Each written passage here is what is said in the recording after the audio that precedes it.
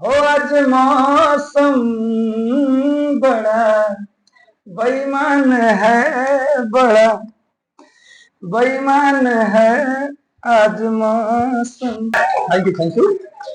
लेकिन एगो बात है, आप कुछ भी कहिए, जब बरसात का मौसम होता है ना, खूब बुनी आता है, सवेरे बरसेगा, रात में बरसेगा, शाम में बरसेगा, और जब जब कोचिंग या स्कूल जाने का टाइम आता है दुनिया खुल जाता है, बड़ा खिस बढ़ता है कि ना जी।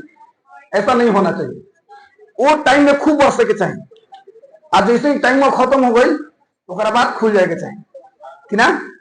भगवानों समझते हैं, क्या समझते हैं कि लड़का सबके बहुत जरूरी बा, समझ में आई। चलो कोई बात नहीं, आज हम लोग पढ़ने वाले हैं भारत से हमने क्या सीखा, पूरा का पूरा पाठ में जो लेखक के बारे में है, पाठ का सारांश, जितने भी लघु उत्तरीय प्रश्न हैं और जो भी दीर्घ उत्तरीय प्रश्न हैं, सब का सब एकदम आसान भाषा में सरल तरीके से पूरा का पूरा हम लोग क्या करने वाले हैं, पढ़ने वाले हैं। ध्यान से एक एक लाइन देखते चलिए और समझते चलिए, और जब पाठ खत्म हो जाएगा तो आपका काम क्या रहेगा सर, घर पे जाइएगा और इत्मीनान से क्या कर लीजिएगा, लिख लीजिएगा, और लिख करके याद कर लीजिएगा। ओके, आइए पाठ को शुरू करते हैं। भारत से हम क्या सीखें, जो कि मैक्स मूलर जी के द्वारा लिखा गया। इन लेखक कौन है, मैक्स मूलर। ध्यान दीजिए, मैक्स मूलर वो इंसान थे जो भारत कभी नहीं आए थे, लेकिन फिर भी उन्होंने भारत को इस नजरिए से देखा, इस दृष्टि से देखा कि उनको पूरी दुनिया में भारत सर्वोत्तम देश लगा। जरा सोचो, भारत की संस्कृति, भारत की सभ्यता, भारत की वेशभूषा, भारत की भाषाएं, हर एक चीज का इन्होंने प्रचार प्रसार यूरोपीय कंट्री यानी कि यूरोपीय देशों में क्या किया, यानी पश्चिमी देशों में उन्होंने किया। याद रखिएगा, वैसे व्यक्ति जो भारत कभी नहीं आए, कभी आ ही नहीं, तब उन्होंने भारत को इतना समझा। और खैर, तो हम तो अपने भारत में रहते हैं, सारे जहां से अच्छा हिंदुस्तान हमारा। ठीक है, चलिए, तो हम लोग वाकई में बहुत भाग्यशाली हैं कि हमारा जन्म कहाँ हुआ, भारत में हुआ। याद रखिएगा, ना तो रहते सब पाकिस्तान में तो बड़ा मिजाज भरियर हो गए। हाँ, भुलाइयो का ना। आगे देखिए, आइए पढ़ते हैं। ठीक है, लेखक परिचय, तो लेखक कौन है हमारे, मैक्स मूलर। ओके, आगे बढ़ते हैं। इनका पूरा नाम क्या था, फ्रेडरिक मैक्स मूलर। क्या नाम था बाबू, फ्रेडरिक मैक्स मूलर। आगे देखिए, जन्म कब हुआ, 6 दिसंबर 1823 ईस्वी, डेसाउ जर्मनी, यानी जर्मनी के डेसाउ नामक शहर में क्या हुआ था, जन्म हुआ था। कहिया हुआ था, 6 दिसंबर 1823। हाँ, जैसे हम लेखक के बारे में पढ़ा लेंगे ना, जस्ट इसके नीचे इनके बारे में ऑब्जेक्टिव क्वेश्चन दिए, याद रखिए क्या है, ऑब्जेक्टिव क्वेश्चन। तुरंत आज ही सब का सब हम लोग क्लियर कर लेंगे, टेंशन मत लीजिए। ओके, अंजलि और तू खड़ी हो तो बनी, खड़ा हो बनी, खड़ा होगा, क्या होता, बात नहीं कर रहे हैं, अच्छा खाली बोलो तब लो अपने में कि ना, लो बात नहीं चलो, देखो बात गलत बात है, खाली लोग आपस में बोल रही है, बात नहीं कर रही है। अगर एक बात से देख ले फिर दोबारा क्लास में तुलना होती है, बोलो ठीक है, बैठ जाइए। अरे तू लोग को बहुत मानते हैं रे, बेकार में बतियाता है, खिस बरा देता है, मारने का मन नहीं करता है, पीटबो करते हैं तो दिल पे पत्थर रख के पीटते हैं, तू लोग क्या जानेगा। इधर देखो, इधर देखो, बातें बंद। अब ये मृत्यु, मृत्यु कब हुआ, यानी कि मैक्स मूलर का देहांत कब हुआ, 28 अक्टूबर 1900 में हुआ था। ठीक है, आगे बढ़ते हैं। पिता का नाम इनका क्या था, वेलहेल्म, सुनिए, वेलहेल्म मूलर। क्या था, वेलहेल्म मूलर। ठीक है, आगे बढ़ते हैं। अब देखिए, इनके बारे में जो जो पॉइंट लिखा गया है, अब ध्यान से देखते चलिए, मैं समझाता चलता हूँ। भाषा ज्ञान, यानी किन किन भाषाओं को ये जानते थे, तो ध्यान सुनिएगा। ये लैटिन भाषा जानते थे, जर्मन भाषा, जर्मन क्या है तो भाई जर्मन भाषा जानते ही होंगे। ये संस्कृत भाषा में भी निपुण थे। जरा सोचिए, भारत में संस्कृत प्राचीन सभ्यता से बोली जा रही है, जरा समझिए, और वो संस्कृत भाषा के एकदम संस्कृत भाषा को पूरी तरह से जानते थे। आगे देखिएगा, यानी इन सभी भाषाओं में क्या थे, निपुण थे, यानी एकदम बेहतरीन थे। रुचियां, इनकी किन किन चीजों में मन लगता था, तो संगीत में, कविता लेखन में और भाषाओं का अध्ययन करने में। तो उन्होंने देखिए, जर्मनी में उनका जन्म हुआ तो वहां पर संस्कृत भाषा उन्होंने जन्मजात से नहीं सीखा, उन्होंने जर्मन भाषा सीखा। उन्होंने संस्कृत भाषा का अध्ययन किया। कब अध्ययन किया, तो ध्यान दीजिएगा, संस्कृत अध्ययन कैसे किया, तो 18 वर्ष की जब वो उम्र में थे ना, जब वो 18 वर्ष के थे, तो लिपजिंग विश्वविद्यालय में संस्कृत पढ़ना क्या कर दिए, शुरू कर दिया। अरे हम लोग संस्कृत से भाग रहे हैं, बताइए, बिहार में 100 नंबर का संस्कृत का आश्रम आपको एग्जाम में लिखना है। समझ में आया? याद रखिएगा। आइए देखते हैं। हाँ, ग्रंथों का अनुवाद किस भाषा में इन्होंने किया? और ये जितने भी ये ग्रंथ देख रहे हैं ना, सारे ग्रंथ कहाँ के हैं? हमारे भारत के हैं, भारतीय ग्रंथ हैं, याद रखिएगा। ये जितने जैसे देखिए, उपनिषद, उपनिषद में कौन कौन? कठोपनिषद, केनोपनिषद आदि उपनिषदों का इन्होंने क्या किया? जर्मन भाषा में अनुवाद किया कि वहां के लोग इस चीज को पढ़े जो कि भारत में लिखी गई है। संस्कृत में ये आया था फर्स्ट लेसन मंगलम पाठ में। आगे देखिएगा, ऋग्वेद, ऋग्वेद का इन्होंने जर्मन भाषा में अनुवाद किया। हितोपदेश, हितोपदेश के लेखक कौन है पता है? याद रखिएगा, नारायण पंडित है। कौन है? नारायण पंडित। ओके, है देखिए, मेघदूत आदि का इन्होंने अनुवाद किया। मेघदूत के लेखक कौन है हमारे भारत में? बताइए, कालिदास। मेघदूत के लेखक कौन है? कालिदास। एक्चुअली किताब में नहीं दिया है लेकिन फिर भी याद रखिए, ठीक है। बताइए तो हितोपदेश के लेखक कौन है और मेघदूत के? कालिदास। बहुत तेज है आप लोग। चलिए, तो इन सभी रचनाओं का इन्होंने जर्मन भाषा में क्या किया था? अनुवाद किया था। हाँ, हितोपदेश का अनुवाद कब किए थे? 1894 में किए थे, ठीक है। किताब में मेंशन इसलिए यहाँ पे लिख दिया गया है। आगे देखिए, मारे गोए दे रोबोट होए दे, याद रखिए। एको को दातो मुंह बना लेते। चलो हम तक। अब देखिए, सम्मान, इनको कौन कौन सा सम्मान मिला? तो देखिए, स्वामी विवेकानंद ने उन्हें वेदांतियों का भी वेदांती कहा। यानी वेदांतियों का वेदांती किनको कहा गया था? मैक्स मुलर जी को। किन्होंने कहा था? स्वामी विवेकानंद ने कहा था, ठीक है। आगे देखिए, रानी विक्टोरिया द्वारा 1868 में नाइट की उपाधि प्राप्त, यानी नाइट एक पुरस्कार है, एक उपाधि है, जैसे कि वीरों को दिया जाता है जो किसी क्षेत्र में अच्छा करते हैं उनको दिया जाता है। अपने भारत में देखिए बहुत सारे अवार्ड है, साहित्य अकादमी पुरस्कार है, परमवीर चक्र है, भारत रत्न है, अलग अलग पुरस्कार है ना। उसी तरह वहां पर नाइट की उपाधि से मैक्स मुलर जी को नवाजा गया। किनके द्वारा? रानी विक्टोरिया के द्वारा। लेकिन मैक्स मुलर ने इसको क्या कर दिया? अस्वीकार कर दिया, क्योंकि ये उपाधि उनको एकदम तुच्छ लगी, एकदम छोटा सा उनको उपाधि लगी, इसलिए उन्होंने उनको अस्वीकार कर दिया। अच्छा, पता है इनको नाइट की उपाधि क्यों दी रानी विक्टोरिया ने? ये इनको ऑक्सफोर्ड यूनिवर्सिटी में बुलाया गया था। किस चीज के लिए? तो संस्कृत भाषा और यूरोपीय कंट्री में वहां की जो तुलना करने के लिए बुलाया गया था। और इतना बेहतरीन तरीके से वहां पे अपने आप को प्रस्तुत किए थे, बताए थे लोगों को कि उससे रानी विक्टोरिया खुश हो गई थी। खुश होके मैक्स मुलर जी आइए, उनको नाइट की उपाधि दे रही थी। और नाइट की उपाधि दे रही थी, कहता है हमारा ना चाहिए, जा। उन्होंने अस्वीकार कर दिया, ठीक है। आगे देखिए, भारत के प्रति दृष्टिकोण, भारत के प्रति मैक्स मुलर का क्या दृष्टिकोण है? तो ध्यान दीजिएगा, मैक्स मुलर भारतीय संस्कृति और वेदों, वेद जो ऊपर देख रहे थे ना, जितने भी वेद को उन्होंने रचना किया है, नहीं किया है बल्कि उन्होंने जर्मन भाषा में अनुवाद किया है, ठीक है। वेदों के बड़े प्रशंसक थे और मानते थे कि पूरी दुनिया को भारत से बहुत कुछ सीखना चाहिए। जरा सोचिए, पूरी दुनिया को एकमात्र भारत से क्या करना चाहिए? बहुत कुछ सीखना चाहिए। आगे देखिएगा, पश्चिमी विद्वानों में अग्रणी, हाँ पश्चिमी देश, यूरोप कंट्री, ठीक है। सुनिएगा, भारतीय विचारों को यूरोप में प्रसिद्ध करने वाले प्रमुख विद्वान थे। अर्थात पश्चिमी देशों में भारतीय सभ्यता को, भारतीय संस्कृति का खूब इन्होंने प्रचार प्रसार किया। कौन? Max Muller. अब देखिए आगे, हाँ मुख्य रत्न यानी जो पाठ है उसके बारे में ध्यान दीजिएगा। प्रस्तुत आलेख वस्तुतः भारतीय सिविल सेवा हेतु चयनित युवा अंग्रेज अधिकारियों के आगमन के अवसर पर संबोधित भाषणों की श्रृंखला की एक कड़ी है। अर्थात ये एक भाषण लिखा गया था जब हमारे भारत में अंग्रेज सैनिक को चयन किया गया था, माने सुरक्षा के लिए। तो जब आ रहे थे ना, तो उनके लिए ये भाषण लिखा गया था। कौन लिखे थे? मैक्स मुलर जी। और प्रथम भाषण का यह अविकल रूप, अविकल रूप का मतलब होता है एकदम पूरी तरह से, ठीक है, से संक्षिप्त एवं संपादित अंश है, जिसका भाषांतरण यानी कि हमारे अपने हिंदी भाषा में जो हम लोग पढ़ेंगे, डॉक्टर भवानी शंकर त्रिवेदी ने किया है, ठीक है। क्वेश्चन पूछता है, मैक्स मुलर द्वारा रचित पाठ जो है भारत से हमने क्या सीखा, उसका भाषांतरण हिंदी में किन्होंने किया है? डॉक्टर भवानी शंकर त्रिवेदी ने किया है। ओके, चलिए, तो ये था मैक्स मुलर के बारे में। आइए, जितना हमने पढ़ा ना उसी में से कुछ ऑब्जेक्टिव क्वेश्चन है, अभी तो अभी क्लियर कर लेते हैं। ओके, जिनको जिनको आता होगा वो लोग बताएंगे। ओके, आपको सब आता है, मुझे पता है। एक बार और थोड़ा देख लीजिए लो ऊपर से, इस तरह आप लोग को थोड़ा ध्यान में रहेगा।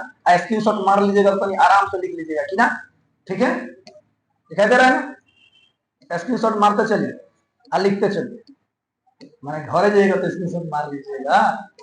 चलिए बातें नहीं। फ्रेडरिक मैक्स मुलर का जन्म कब हुआ था, बताइए कब हुआ था? वाह भाई वाह, 6 दिसंबर 1823। मैक्स मुलर का जन्म किस देश में हुआ था? जर्मनी में। कहा हुआ था? डेसाउ नामक। बहुत तेज है। आगे देखिए, मैक्स मुलर के पिता का नाम क्या था? विल्हेल्म मुलर। ओके, अगला बताइए, मैक्स मुलर ने किस भाषा का गहन अध्ययन किया? संस्कृत भाषा का। कितने वर्ष की उम्र में शुरू कर दिए थे? किस विश्वविद्यालय में? लिपजिंग विश्वविद्यालय में उन्होंने संस्कृत भाषा सीखना शुरू कर दिया था। बताइए, मैक्स मुलर ने हितोपदेश का अनुवाद किस भाषा में किया है? जर्मन भाषा में किया है। हितोपदेश के लेखक कौन है? नारायण पंडित। ठीक है, अब बताइए, भारत से हम क्या सीखें किसके द्वारा लिखा गया है? मैक्स मुलर के द्वारा लिखा गया है। मैक्स मुलर का निधन कब हुआ था? 28 अक्टूबर 1900 में। बहुत बढ़िया।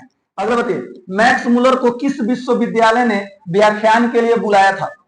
जब, बहुत बढ़िया। मैं नाइट की उपाधि भले उसमें नहीं लिखा गया था, लेकिन मैंने बताया ना, नाइट की उपाधि उनको उसी समय मिली थी। कब? ऑक्सफोर्ड विश्वविद्यालय। बताइए, स्वामी विवेकानंद ने मैक्स मुलर को क्या कहा? वेदांतियों का वेदांती, वेदांतियों में वेदांती कुछ भी है वही होगा। ठीक है, आगे देखिएगा, यहाँ पे विद्वंतों में विद्वान लिखा है, कोई बात नहीं, वही मतलब है वेदांतियों में वेदांती या वेदांतियों का वेदांती, याद रखिएगा। अगला बताइए, मैक्स मुलर ने कौन सा ग्रंथ नहीं अनुवाद किया है? ध्यान दीजिएगा, नहीं किया। इस तरह से देखिए, ये सब क्वेश्चन इसलिए दिया जाता है, आप एक बार पढ़ेंगे ना तो कौन कौन सा उन्होंने अनुवाद किया है ये आपको ध्यान में आएगा। उन्होंने कठोपनिषद का अनुवाद किया है, उन्होंने कौशितकी का उपनिषद का, हाँ ये भी उन्होंने अनुवाद किया है, मेघदूत का भी अनुवाद किया है, बाइबिल का उन्होंने अनुवाद नहीं किया है। ठीक है, आगे देखिए, स्वामी विवेकानंद ने मैक्स मुलर को क्या कहा था? वेदांतियों का वेदांती। मैक्स मुलर ने किस भाषा में संस्कृत साहित्य का अनुवाद किया? किस भाषा में? देखिए, जर्मनी, अंग्रेजी, ये हो जाएगा अंग्रेजी और जर्मनी कि हिंदी और पंजाबी। आगे देखिए, आगे बढ़ते हैं। अगला क्वेश्चन बाबू, मैक्स मुलर का भारत से हम क्या सीखे भाषण किसके समक्ष दिया गया था? बताइए, भारतीय स्वतंत्रता सेनानियों के सामने कि ब्रिटिश सिविल सेवा अधिकारियों के सामने? तो ब्रिटिश सिविल सेवा अधिकारियों के सामने यह भाषण दिया गया था। आगे देखिए, मैक्स मुलर का उद्देश्य भारत की संस्कृति को किसके बीच प्रचारित करना था? किसके बीच? यूरोपीय और पश्चिमी देशों के बीच। आगे देखिए, मैक्स मुलर के अध्ययन का प्रमुख विषय क्या था? बताइए क्या था? भाषा और धार्मिक ग्रंथ। चलिए, बहुत खूब। अगला बताइए, मैक्स मुलर ने वेदों को किस रूप में माना है? बताइए, ध्यान दीजिए, ऑप्शन दीजिए, आपको पता चल जाएगा। इतिहास के दस्तावेज के रूप में, प्राचीन कविताएं के रूप में, कि जीवन दर्शन और तत्व ज्ञान का स्रोत, की धार्मिक रीतियां? याद रखिएगा, जीवन दर्शन और तत्व ज्ञान का स्रोत के रूप में उन्होंने माना है। चलिए, अगला क्वेश्चन है, मैक्स मुलर ने साहित्य और दर्शन से क्या सीखा? तो उन्होंने साहित्य और दर्शन से यही सीखा कि मानवता, सहिष्णुता और आध्यात्मिकता। ऑप्शन नंबर बी हो जाएगा। अगला है, मैक्स मुलर को किस क्षेत्र में महान विद्वान माना जाता है? बताइए, भाषा विज्ञान और वेद अध्ययन। पाठ भारत से हम क्या सीखे का भाषांतरण किसने किया था? किसने किया था? डॉक्टर भवानी शंकर त्रिवेदी ने किया था। मैक्स मुलर को नाइट की उपाधि कब प्राप्त हुई थी? 1868 ईस्वी। मैक्स मुलर को नाइट की उपाधि किसने दी थी? रानी विक्टोरिया। लेकिन मैक्स मुलर ने नाइट की उपाधि का क्या किया? बहुत खूब। चलिए, अब है भारत से हमने क्या सीखा, पाठ का सारांश। ध्यान से देखिए, एक एक लाइन। सारांश का मतलब क्या होता है? पूरे पाठ को कम शब्दों में समझा देना, पाठ को दिमाग में बैठा देना, वही सारांश होता है। ठीक है, आइए सर देखते हैं सारांश में क्या लिखा गया है। यह पाठ भारत से हम क्या सीखे प्रसिद्ध विद्वान मैक्स मुलर के उस भाषण का अनुवाद है जो उन्होंने भारतीय सिविल सेवा में चुने गए अंग्रेज युवाओं को संबोधित करते हुए लिखा था। उन्होंने कहा कि भारत एक ऐसा देश है जिससे दुनिया ने बहुत कुछ सीखा है और आगे भी सीख सकती है। वह व्यक्ति जो भारत कभी नहीं आया, उसके नजरिए में भारत देखिए कितना महान है, कितना उन्होंने भारत को एकदम उच्च शीर्ष पे रखा है। भारत से पूरी दुनिया सीखी है और आगे भी सीख सकती है, ऐसा कह रहे हैं मैक्स मुलर। भारत को उन्होंने हर दृष्टि से समृद्ध और परिपूर्ण देश बताया है। हर दृष्टि से, किसी भी दृष्टि से आप देख लीजिए, भाषा, ज्ञान, कल्चर, किसी भी दृष्टि से देख लीजिए, हर क्षेत्र में हमारा भारत क्या है सर, एकदम परिपूर्ण है, एकदम मेच्योर है। आगे देखिएगा, वे कहते हैं कि यदि धरती पर स्वर्ग कहीं है तो वह भारत में है, और उन्हें भारत के गांव विशेष रूप से आकर्षित करते हैं। तो सबसे ज्यादा आकर्षित हमारे भारत में क्या करते हैं, गांव करते हैं। देवता कहां बसते हैं, गांव में बसते हैं। आगे देखिएगा, अगला क्वेश्चन है, सॉरी क्वेश्चन नहीं है सर, आगे उसी में लिखा गया है, लेखक मैक्स मुलर मानते हैं कि भारत में भाषा, धर्म, जीवन शैली और प्रकृति की विविधता अद्भुत है। सुनिएगा, हर एक चीज की विविधता, कहीं जाइए बस 4-5 किलो 10 मिनट रोज तो भाषा चेंज हो जाता है। हर एक चीज यहाँ पर आपको विद्यमान मिलेगा। हिमालय से कन्याकुमारी तक की यात्रा में हर प्रकार की प्रकृति सुंदरता दिखाई देती है हमारे भारत में। राजस्थान में खूब गर्मी, चलिए शिमला साइड का और सिक्किम का, और खूब बढ़िया ठंडा मौसम। हमारे यहाँ ये तनी ठंडा, तनी गर्मी, तनी बरसात, सब मिला जुला के पड़ता है। पड़ता ही नहीं पड़ता है सर। तो प्रकृति की पूरी सुंदरता हमारे भारत में दिखाई पड़ती है।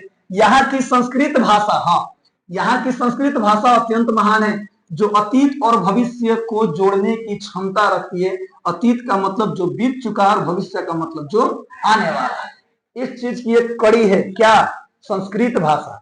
आगे देखिएगा, अंत में लेखक मैक्स मुलर कहते हैं कि भारत ने अपने शत्रुओं को भी प्रेम से अपनाया। जी हाँ सर, अंग्रेज 200 वर्ष आकर राज को गोल, प्यार मोहब्बत ना रही तो कहां से कर लेते, दिन में मार के ना भागा तो। आगे देखिएगा, सुनिए, अपने शत्रुओं को भी अपनाया, प्रेम से अपनाया, जबकि उसे बहुत बार लूटा गया। हाँ, ये नहीं होला जरा पर ढेर भरोसा कर लो का करी लागी थरिया में छेद करे, जहां थरिया में खाई वही थरिया में छेद करे। तब देखिए, लेकिन जबकि उसे बहुत लूटा गया, इसके बावजूद भारत आज भी महान और समृद्ध है। यह देश अनोखा है और हमें अपने देश से सच्चा प्रेम करना चाहिए। एक बार प्रेम से बोलिए, भारत माता की जय हिंद, जय भारत। वाह, सारे जहां से अच्छा हिंदुस्तान हमारा, ओकरा बाद बिहार। हाँ, वो बात अलग है, वो जिला में आ जाए, गांव में आ जाए, देहात में टोला हमारा का सबसे बढ़िया पटदार हमारा। अब देखिए, तब पटदार नहीं तो मजा है नहीं है। मैं जीवन पटदारे में समय है, याद रखिएगा।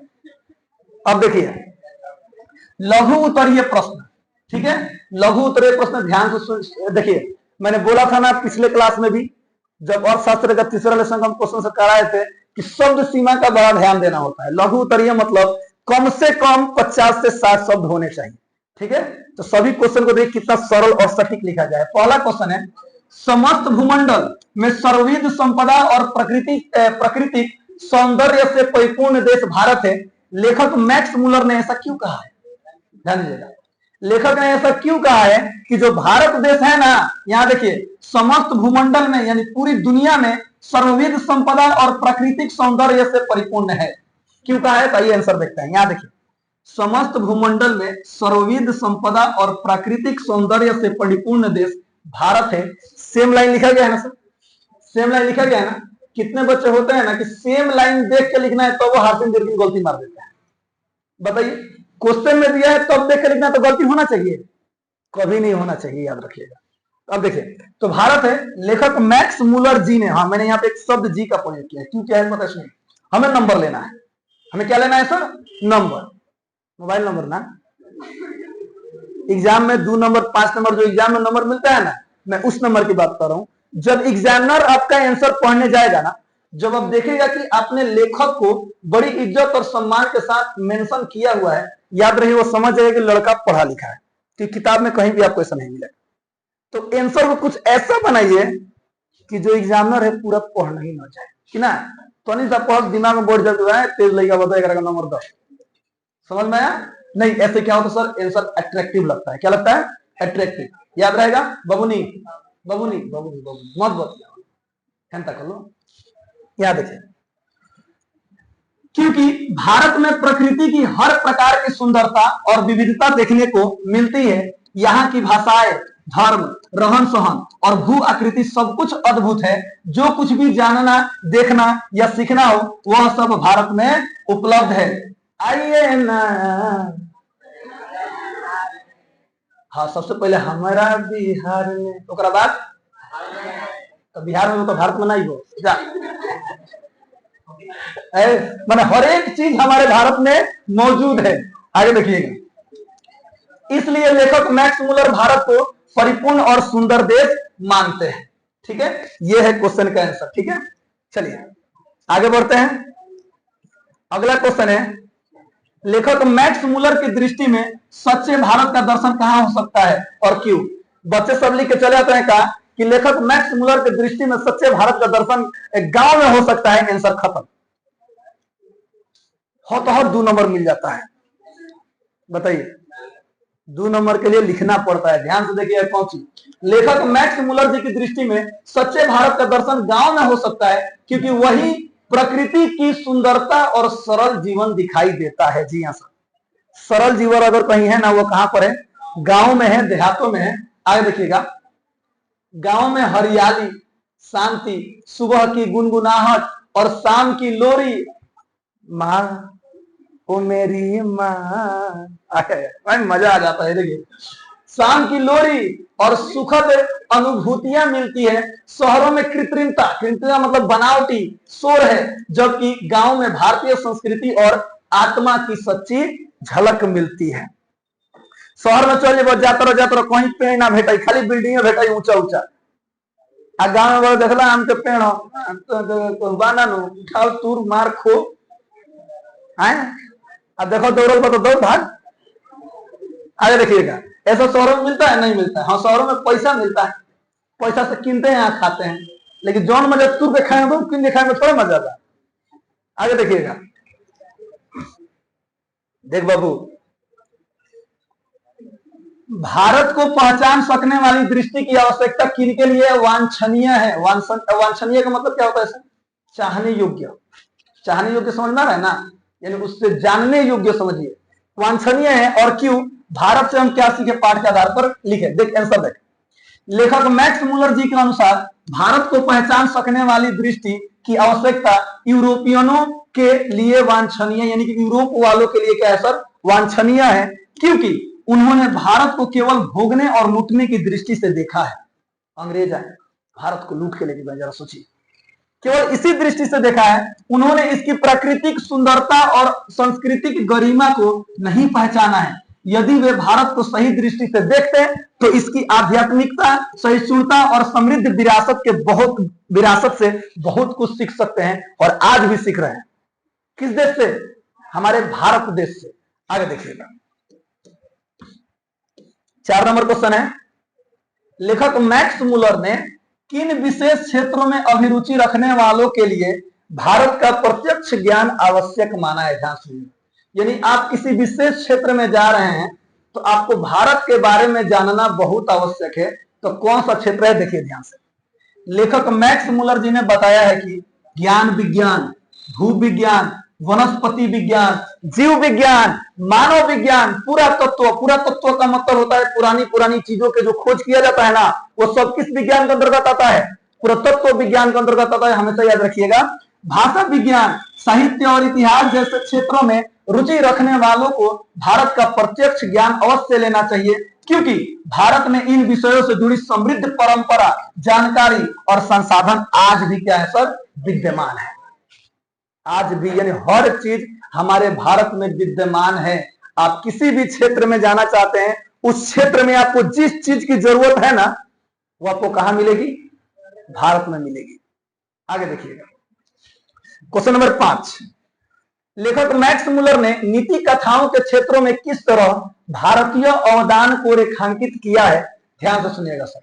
आंसर लिखा गया है, लेखक मैक्स मुलर जी ने भारतीय नीति कथाओं को नया जीवन देने वाला बताया। यानी भारत में जितनी भी नीति कथाएं, जितनी भी धार्मिक ग्रंथ, जितनी भी किताबें लिखी गई है ना, ये हमें नया जीवन प्रदान करती हैं।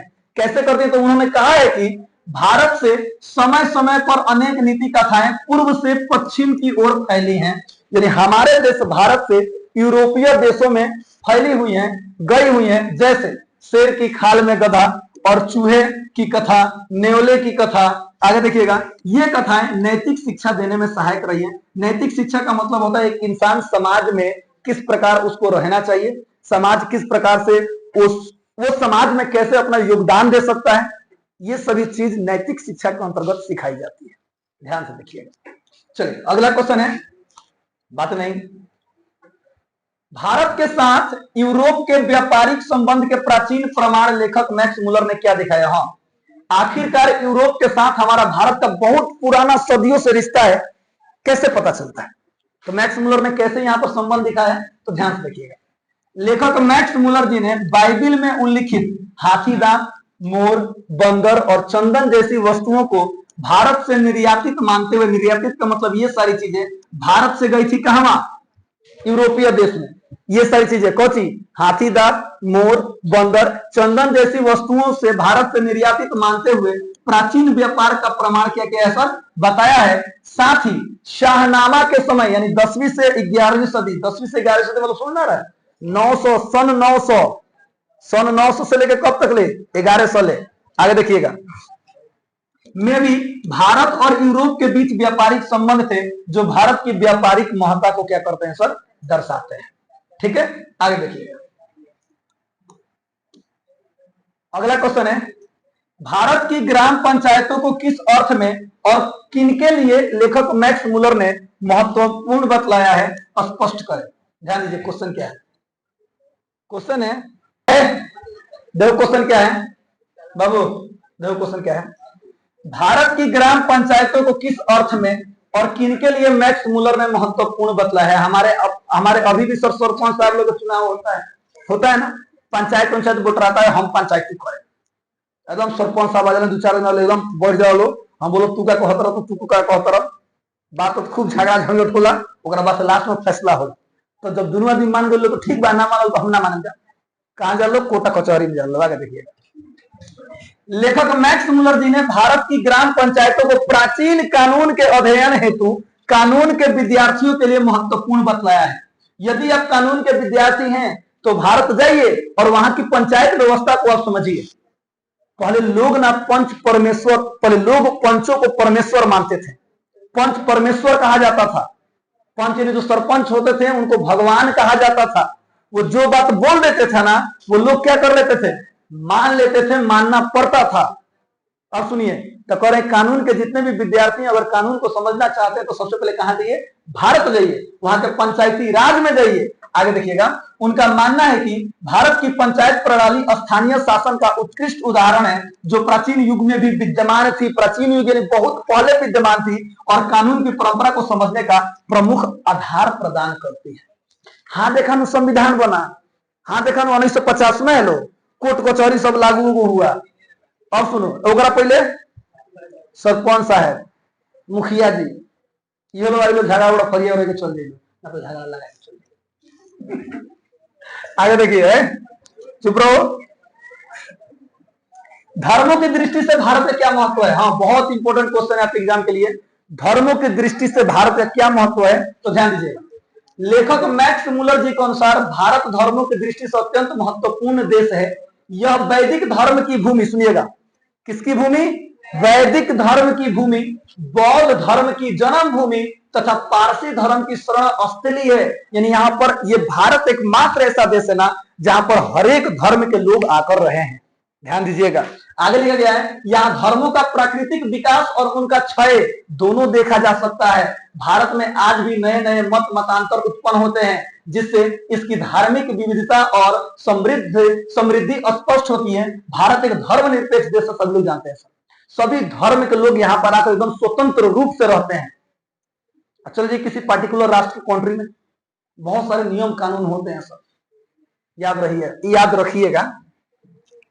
हाँ, 9 नंबर क्वेश्चन है बाबू, भारत किस तरह अतीत और सुदूर भविष्य को जोड़ता है? याद आ रहा है संस्कृत भाषा को? संस्कृत भाषा क्या करता है? अतीत और सुदूर भविष्य को जोड़ता है। ऊपर हम लोगों ने पढ़ा था ना, आइए इसका आंसर कैसे लिखा गया है। तो लेखक मैक्स मुलर जी के अनुसार भारत अतीत और भविष्य को जोड़ने वाला देश है। यहाँ पुरानी परंपराएं, संस्कृति और ज्ञान आज भी जीवित हैं। साथ ही भविष्य की जरूरतों जैसे लोकतंत्र, कानून, शिक्षा और सामाजिक सुधार की संभावनाएं भी मौजूद हैं। इस तरह भारत में प्राचीन और आधुनिक दोनों के बीच सेतु का काम होता है। सेतु मतलब पहुंची पुल का काम होता है, तो समझिएगा ध्यान से। एक मैं सुनो बात समझा। हमारे यहाँ आज भी संस्कृति जीवित है बाबू, परंपराएं जीवित है। हम अपने माता पिता को कितने इज्जत और सम्मान देते हैं, देते कि नहीं देते सर? खाली अपने ही माता पिता को नहीं, अन्य भी कोई बड़े और बुजुर्ग मिल जाते हैं तो हम लोग बड़े रिस्पेक्ट के साथ, बड़े आदर के साथ उनसे बात करते हैं, उनके सामने पेश आते हैं ना सर। चलिए अमेरिका में बड़ी डाइवोर्स होता है। कहा अमेरिका में 2-4 दिन शादी बोले 5 दिन डाइवोर्स हो गई। बड़ा बढ़िया सिस्टम है। सॉरी सिस्टम नियम नहीं है, लेकिन अपना भारत में अगर तनिसु खाली कान में पड़ो काउची तलाक, तो सासू जी होने रही है, बाबू जी है बाबू लोग का कोई जाए तो गलती होला ना, माफ को दो हेंगा ना, ये तलाक के नामों मत भी हम बता। अपने भारत में ऐसा होता है कि नहीं होता है? होता है। अच्छा जाओ अमेरिका में। मैक्स मुलर ने संस्कृत की कौन कौन सी विशेषताएं और महत्व बतलाए हैं? इधर देखिए, मैक्स मुलर ने संस्कृत की कौन कौन सी विशेषताएं और महत्व बतलाए हैं, तो यहां देखिएगा। मैक्स मुलर जी के अनुसार संस्कृत ग्रीक, सुनिए, संस्कृत जो है वो ग्रीक, लैटिन और एंग्लो सेक्सन जैसी भाषाओं के समान बताए हैं। यानी संस्कृत को किन किन भाषाओं के जैसे बताए हैं? ग्रीक, लैटिन, एंग्लो, ये उधर की भाषाएं हैं सर। किधर की भाषाएं हैं? यूरोपीय कंट्री की भाषाएं हैं। देखिएगा, उन्होंने कहा है कि केवल संस्कृत सीखकर ही हम वह ज्ञान प्राप्त कर सकते हैं जो अन्य भाषाएं नहीं दे सकती है। वाह भाई वाह, केवल हम संस्कृत सीख करके हर एक चीज प्राप्त कर सकते हैं, हर एक ज्ञान प्राप्त कर सकते हैं जो अन्य भाषाएं हमें नहीं दे सकती है। आगे देखिएगा, भाषा, देखिए यह भाषा 3000 वर्षों से भी अधिक काल तक जीवित रही है, जो इसकी महानता को दर्शाता है। सोचिए, एक भाषा 3000 वर्षों से अभी तक जीवित है, ये इसकी महानता है। आगे देखिएगा, 10 नंबर क्वेश्चन लिखा गया बाबू। मैक्स मुलर ने संस्कृत की कौन कौन सी विशेषताएं और महत्व बतलाए हैं? अच्छा ये पढ़ाएगा 10 नंबर। चलिए ठीक है, 11 नंबर क्वेश्चन देखिए। ये ज्यादा पढ़ना नहीं है, ध्यान सुनिएगा सर। इसको आपको लिखना नहीं है, इसको आपको लिखना नहीं है, केवल ये बात मैंने इसलिए लिखा है ना, इसमें का नाम आया सर विलियम जोन्स, ठीक है, उनको थोड़ा सा समझ सके, ठीक है, उनके बारे में यहाँ पे लिखा गया है। ध्यान दीजिए क्वेश्चन क्या है। लेखक मैक्स मुलर ने भारत के लिए नवागंतुक अधिकारियों को किसकी तरह सपने देखने के लिए प्रेरित किया है? सुनिएगा, नवागंतुक अधिकारी यानी जितने भी नए नए अधिकारी जो कि भारत में आ रहे थे, उनको प्रेरित किया था किनका नाम लेकर के? सर विलियम जोन्स की तरह आप भी भारत में आए हैं तो उनके जैसे कार्य कीजिएगा। ध्यान से सुनिएगा सर, क्या कहा गया है? देखिए, लेखक मैक्स मुलर जी ने नवागंतुक अधिकारियों को सर विलियम जोन्स की तरह सपने देखने के लिए प्रेरित किया है। सर विलियम जोन्स की तरह सपने देखने के लिए प्रेरित किया है, क्योंकि ऐसे स्वप्नदर्शी ही अपने विचारों को साकार कर सकते हैं और भारत जैसे देश की गहराई को समझ सकते हैं। वे अपने स्वप्नों और कल्पनाओं को वास्तविकता में बदलने की क्षमता रखते हैं। जो सपना इन्होंने देखा था ना सर, उस सपने को इन्होंने क्या कर लिया? अपने हकीकत में बदल दिया। आप लोग भी पढ़ाई कीजिए, दुनिया में कुछ भी इम्पॉसिबल नहीं है। बात समझ में आया? एक से एक गरीब परिवार का बच्चा देखिए एकदम शिखर पर बैठा हुआ है, अरबपति है, करोड़पति है। तू लोग बोल जो बोलो क्लास में हई बतिया हौ बतिया ना, सर जी पढ़ाओ तर हो गई छुट्टी, पढ़ लो लेकिन बड़ी मजा आता है जी सर जी पढ़ाओ तर अभी चुप बतिया होता रहा, लेकिन नहीं करना चाहिए। आप नहीं करते हैं, हमें पता इधर है। सर विलियम जोन्स के बारे में जान लेते हैं। ये आपको नहीं लिखना है, ठीक है, ये चीज आपको नहीं लिखना है। हेलो बनी, हेलो हाय, ये आपको नहीं लिखना है। सर विलियम जोन्स सितंबर 1783 में भारत आए थे। कब? 1783 में भारत आए थे। कौन? Sir William Jones. वे एशियाटिक सोसाइटी ऑफ बंगाल की स्थापना के लिए जाने जाते हैं, जो 1784 में स्थापित की गई थी। सुनिएगा ध्यान सर, विलियम जोन्स एक ब्रिटिश प्राच्यविद और विधिवेता थे। प्राच्यविद का मतलब समझ लीजिए हम पूर्वी देश के हैं ना सर, पूर्वी देश के हैं, समझ गया सर, पूर्वी देश के हैं तो पूर्वी देश की संस्कृति सभ्यता को जानना, समझना और उसका प्रचार प्रसार करना। ध्यान से समझिएगा। तो लिखा है सर विधिवेता थे जो 1783 में कलकत्ता पहुंचे। कहां पहुंचे? कलकत्ता पहुंचे। उन्होंने 1784 में एशियाटिक सोसाइटी ऑफ बंगाल की स्थापना की, जिसका उद्देश्य प्राच्य विद्या के अध्ययन को बढ़ावा देना था। सुनिएगा, यानी अपने भारत के विद्या को या फिर यूरोपीय देश की मान यूरोप में जा करके भारत की शिक्षा संस्कृति को बढ़ावा देना इनका क्या था सर? कार्य था। जोब्स को संस्कृत और अन्य भारतीय भाषाओं का ज्ञान था और उन्होंने ज्ञान शाकुंतलम का अंग्रेजी अनुवाद भी किया था। याद रखिएगा, इन्होंने सर मतलब इसका अनुवाद किया था। तो सर विलियम जोन्स ये थे जो भारत को इस दृष्टि से देखे थे। आगे देखिएगा, तो ये तो खैर भारत आए थे, अब मैक्स मुलर तो भारत आए भी नहीं थे। मैक्स मुलर तो भारत आए भी नहीं थे। चलिए क्वेश्चन नंबर 12, बातें नहीं। संस्कृत और दूसरी भारतीय भाषाओं के अध्ययन से पाश्चात्य जगत को प्रमुख लाभ क्या क्या हुआ है? पाश्चात्य जगत माने कौन सी? Europe country. कौन कंट्री? यूरोप कंट्री पाश्चात्य जगत, याद रखिएगा। लेखक मैक्स मुलर जी के अनुसार संस्कृत और अन्य भारतीय भाषाओं के अध्ययन से पाश्चात्य जगत को इतिहास, राजनीति, भाषा विज्ञान, विधि शास्त्र और धर्म जैसे विषयों की गहन जानकारी प्राप्त हुई। भारत ने उन्हें यह एहसास कराया कि ज्ञान, दर्शन और शिक्षा के क्षेत्र में वह अत्यंत समृद्ध है और उनकी आवश्यकताओं की पूर्ति कर सकता है। याद रखिएगा, यानी कि कौन है सर? पाश्चात्य जो देश है ना, यानी यूरोपीय कंट्री है, उनको ये ऐसे लाभ हो सकते हैं अगर वो भारत की शिक्षा दीक्षा, भारत की संस्कृति को समझते हैं और उसके बारे में जानना चाहते हैं। तो क्वेश्चन नंबर 13 लघु उत्तरीय के साथ ये लास्ट क्वेश्चन है, उसके बाद दीर्घ उत्तरीय प्रश्न है। ध्यान से देखिएगा, दीर्घ उत्तरीय मात्र 2 है। ओके, ध्यान दीजिएगा। लेखक मैक्स मुलर ने नया सिकंदर किसे कहा है? ऐसा कहना क्या उचित है? लेखक मैक्स मुलर का अभिप्राय स्पष्ट कीजिए। सुनिएगा सर ध्यान से। लेखक मैक्स मुलर जी ने नया सिकंदर उन लोगों को कहा है जो आज भी भारत विजय की सपना देखते हैं, जो आज भी भारत को आगे बढ़ाना चाहते हैं, जो आज भी भारत की संस्कृति को समझ रहे हैं। मैक्स मुलर ने उन्हें नया सिकंदर कहा है। आगे देखिएगा, यह कहना उचित है क्योंकि भारत को लूटने के बाद भी यहाँ अपार ज्ञान, संस्कृति और समृद्धि शेष है। लेखक मैक्स मुलर का तात्पर्य है कि भारत आज भी विश्व को बहुत कुछ देने में सामर्थ्य है, सक्षम है। समझ में आया? आगे देखिए, सबसे अब देखिए दीर्घोत्तरीय प्रश्न है, तो ध्यान दीजिएगा। दीर्घोत्तरीय प्रश्न कम से कम 150 शब्दों में लिखना होता है, ठीक है? इधर देखिए, लेखक मैक्स मुलर ने वारेन हेस्टिंग्स, क्या लिखा है सर? वारेन हेस्टिंग्स से संबंधित किस दुर्भाग्यपूर्ण दुर्घटना का हवाला दिया है और क्यों दिया है? ध्यान सुनिएगा सर, यानी जब पाठ पढ़ेंगे ना उसमें आपको एगो वारेन हेस्टिंग्स से संबंधित एक आपको घटना दिखाई देगा, उसी के बारे में लिखा गया है। आइए देखते हैं सर क्या लिखा गया है। लेखक मैक्स मुलर जी ने वारेन हेस्टिंग्स से जुड़ी एक दुखद घटना का जिक्र किया है। जब वह भारत का गवर्नर जनरल था, यानी जब वारेन हेस्टिंग्स भारत का गवर्नर जनरल था, तो उसे वाराणसी के पास खुदाई में सोने के सिक्के से भरा एक घड़ा मिला। सोने से सिक्के से भरा एक घड़ा मिला। याद रखिएगा, इसमें कुल 172 दारिस नामक सिक्के थे। 172 को दारिस नामक सोने के क्या थे सर? सिक्के थे, जो ऐतिहासिक और पुरातात्विक दृष्टि से बहुत मूल्यवान थे, जो पता नहीं कब के होंगे, क्या होंगे, उस दृष्टि से देखा जाए तो बहुत उसका महत्व था। तो हेस्टिंग्स ने इस सिक्कों को अपनी संपत्ति नहीं माना और उन्हें ईस्ट इंडिया कंपनी के निदेशक मंडल को भेंट कर दिया, यह सोचकर कि कंपनी उसकी ईमानदारी और उदारता की सराहना करेगी।